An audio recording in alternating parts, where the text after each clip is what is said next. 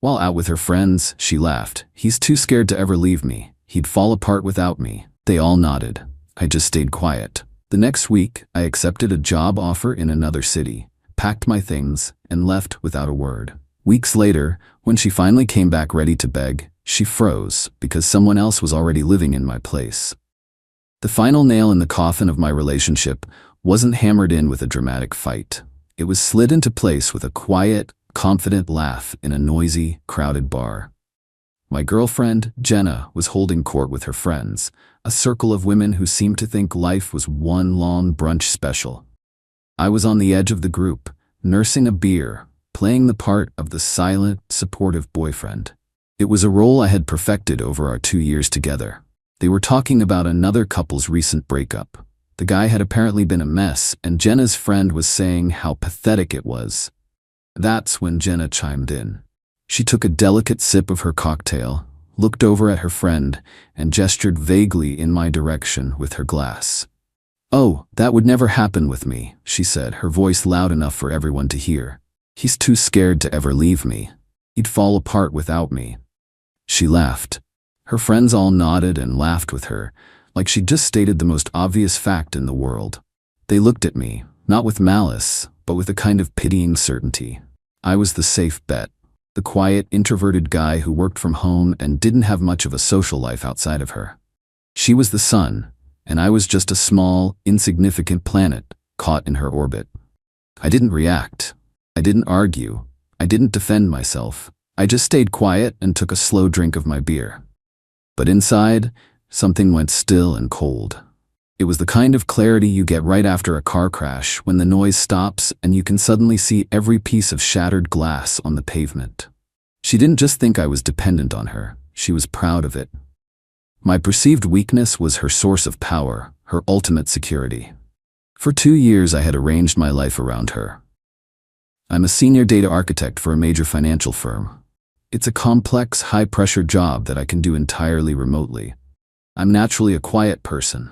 I prefer a small circle and deep conversations over loud parties. She had mistaken my quietness for weakness, my preference for staying in as a sign of dependence. She saw herself as my entire social world, my connection to a life I was too timid to build for myself. In that moment, her words didn't just hurt me, they freed me. She had handed me the diagnosis of our terminal illness, and I am, if nothing else, a problem solver. I stayed for another 20 minutes, playing my part. Then I leaned over, kissed her cheek, and told her I was tired and heading home. She just waved me away, already deep in another story. "Okay, babe, don't wait up," she said, not even looking at me. I walked out of that bar, not as her dependent boyfriend, but as a free agent planning a hostile takeover of my own life.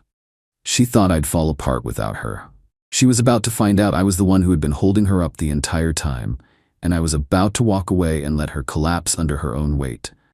She thought I was too scared to leave. She had no idea I was already gone. Update 1. It's been a week.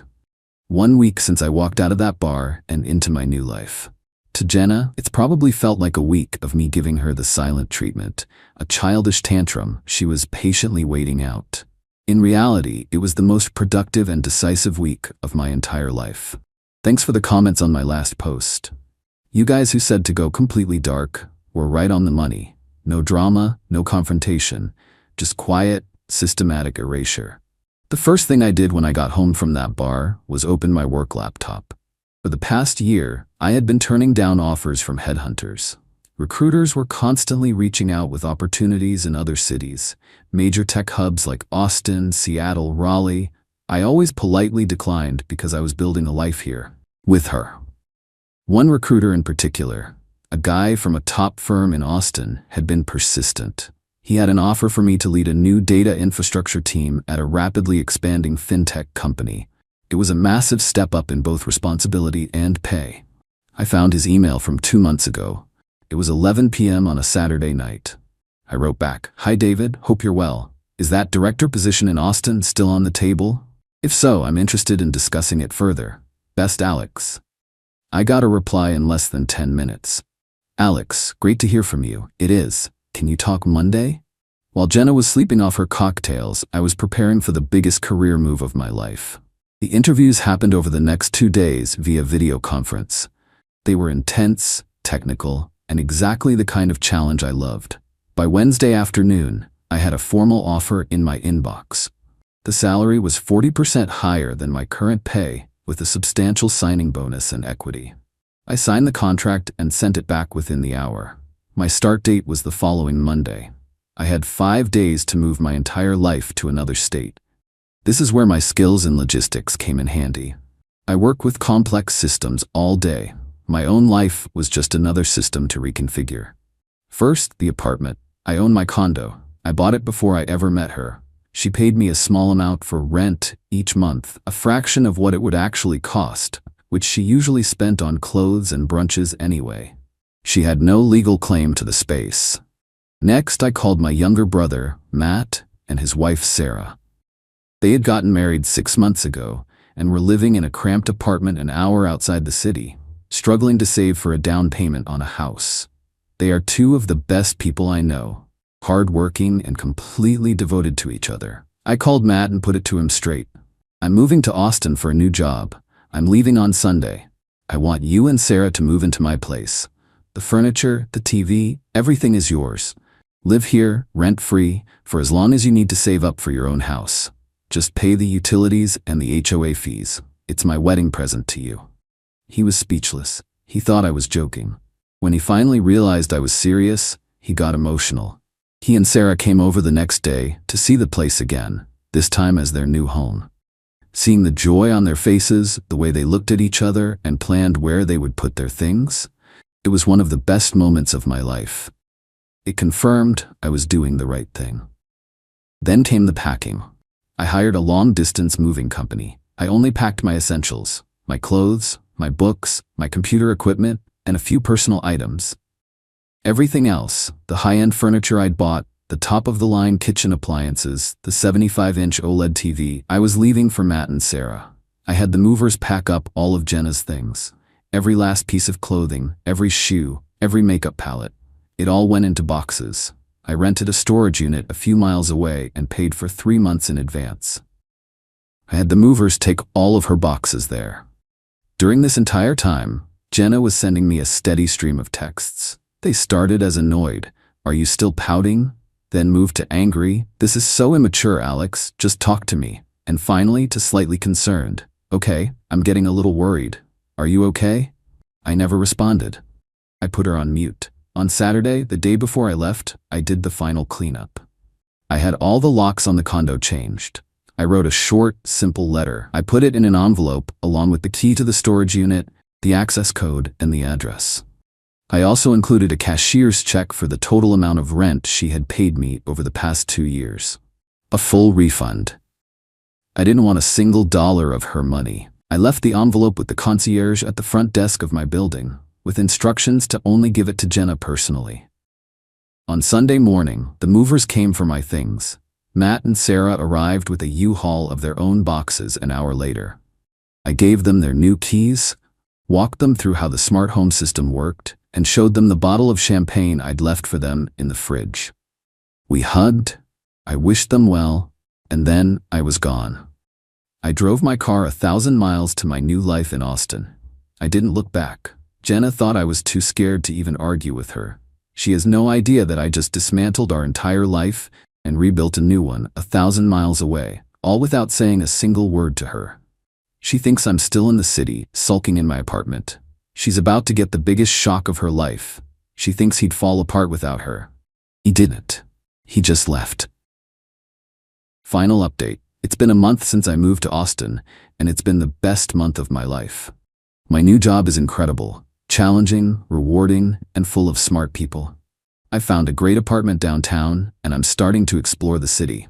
The silence from my old life has been deafeningly peaceful.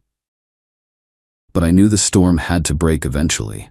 It did, last night, and I got a front row seat to the aftermath courtesy of my brother Matt.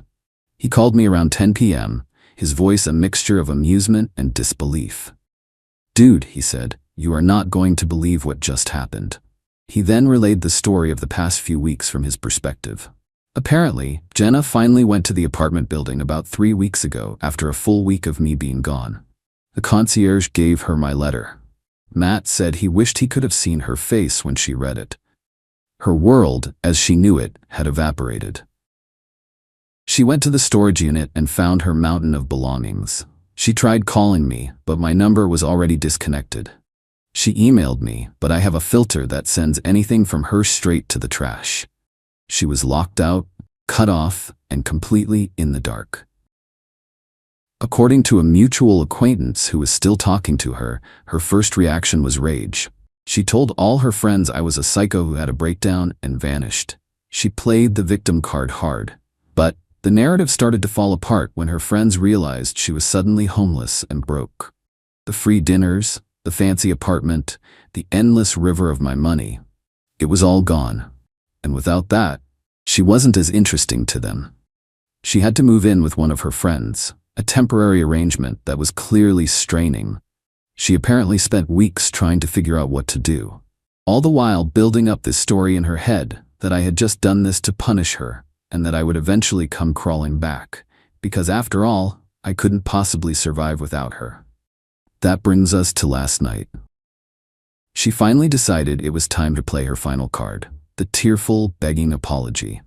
She was going to show up at my, now Matt and Sarah's door, ready to cry and forgive me for being so cruel, ready to take me back and fix everything. Matt said they were watching a movie when there was a loud, insistent knock on the door. He opened it to find Jenna standing there. She had clearly prepared for this moment. Her eyes were already red, her face was set in an expression of tragic sorrow. She had her whole speech ready. She didn't even look at Matt. She just looked past him into the apartment, expecting to see me. "Alex," she began, her voice cracking perfectly on cue. "I know I messed up. I was wrong. Please, can we just talk? I'll do anything. I can't live without you." Matt, bless his heart, just stood there, completely baffled. He's a big, friendly guy, and he had no idea who this strange, crying woman was. "I'm sorry," he said. "I think you have the wrong apartment. My name's Matt." Jenna's face froze. The performance just stopped. She looked at him, really looked at him this time. Then she looked past him again, and she started to notice the little changes. The wedding photo of Matt and Sarah on the entry table, the different throw pillows on the couch, the pair of women's shoes by the door that were definitely not her size or style. "What?" she stammered. "Where's Alex? This is his apartment." "Oh, Alex is my brother," Matt said cheerfully. "He moved to Austin a month ago for a new job. He's letting my wife and me live here while we save for a house. It was incredibly generous of him." At that moment, Matt's wife, Sarah, came to the door to see who it was. She's a sweet, down-to-earth girl, the complete opposite of Jenna. She smiled kindly at the confused woman on their doorstep. Matt said the look on Jenna's face was something he would never forget. It was the look of a person whose entire reality had just been fed into a wood chipper. The story she had told herself for weeks, that I was close by, pining for her, waiting for her to come and save me, was a lie. I wasn't in a corner, falling apart. I was 1,000 miles away, thriving. I hadn't just left her. I had replaced her life in my apartment with a better one, a happier one, for people I actually cared about. The final brutal blow was the realization that I hadn't just abandoned her. I had given away the entire lifestyle she thought was hers to my brother, for free, as a gift. The home, the furniture, the life of comfort, it was all still there. She just wasn't invited to it anymore. "He's in Austin?" she whispered, the words barely audible. "Yeah, he loves it there," Matt said. "He's doing great." Jenna just stood there for a long moment, completely silent. The fake tears were gone, replaced by a blank, hollow look. She had built her entire sense of self-worth on the idea that I was weak and she was strong. In one conversation, on one doorstep, that entire foundation was obliterated. She wasn't the one in control. She was just an inconvenience, a stranger at the door of a happy couple's home. She didn't say another word. She just turned around and walked away.